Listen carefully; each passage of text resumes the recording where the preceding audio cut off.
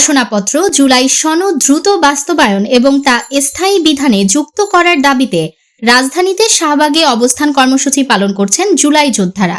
আজ বৃহস্পতিবার সকাল 10:30 থেকে জুলাই শহীদ পরিবার ও জুলাই যোদ্ধাদের ব্যানারে অবস্থান কর্মসূচি শুরু করেন তারা। এতে শাহবাগ মোড় ও এর আশেপাশের সব সড়কে যানজটের সৃষ্টি হয়েছে। অবরোধে অংশ নেওয়া আবু হাসান বলেন, যতক্ষণ পর্যন্ত জুলাই সনদ ঘোষণা করা না হবে তাদের কর্মসূচি চলবে। এ সময় তারা জুলাই নিয়ে টালবাহানা, চলবে না, জুলাই সনদ দিতে হবে স্লোগান দিতে থাকেন।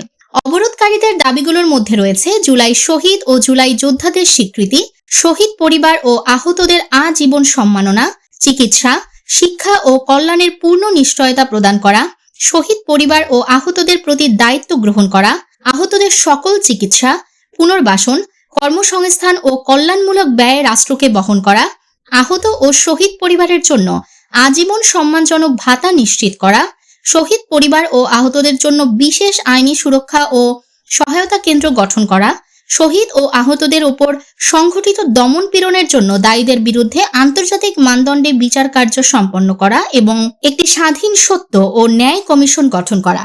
শহীদ এবং জুলাই যোদ্ধাদের স্বীকৃতি 2024 সালের জুলাই গণঅভ্যুত্থানে জীবন উৎসর্গকারী শহীদদের আমরা জুলাই শহীদ জাতীয় বীর হিসেবে ঘোষণা করছি। যাদের আত্মীয়রা বাংলাদেশ পেয়েছে নতুন স্বাধীনতা, আহতদের আমরা জুলাই যোদ্ধা বীর হিসেবে স্বীকৃতি দিচ্ছি। তাদের সাহস ও রক্তের বিনিময়ে আমরা পেয়েছি গণতন্ত্র, মুক্তকণ্ঠ এবং ন্যায়ের প্রতিশ্রুতি। জুলাই শহীদ এবং আহতদের প্রতি রাষ্ট্রের অঙ্গীকার,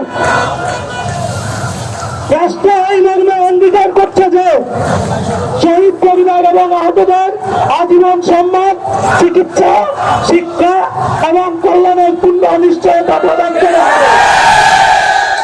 শহীদ পরিবার এবং আহতদের প্রতি দায়িত্ব গ্রহণ করা হবে রাষ্ট্রের অবিচ্ছেদ্য কর্তব্য।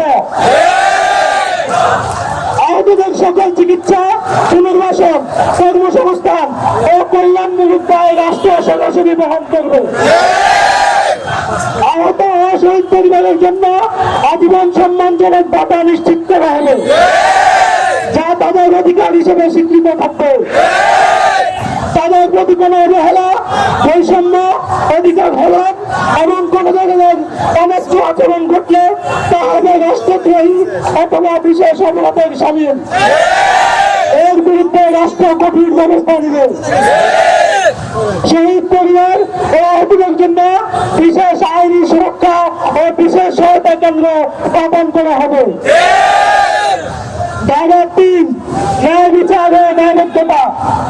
শহীদ ও আহতদের উপর সংগঠিত দমন পীড়নের জন্য দায়ীদের বিরুদ্ধে আন্তর্জাতিক মানদণ্ডে বিচার কার্য সম্পন্ন করা হবে। একটি স্বাধীন ও ন্যায় কমিশন গঠন করা হবে, যেখানে ভুক্তভোগীরা তাদের অভিজ্ঞতা ও সাক্ষ্য পেশ করতে পারবে। নিউজ ডেস্ক, দৈনিক অন্যধারা।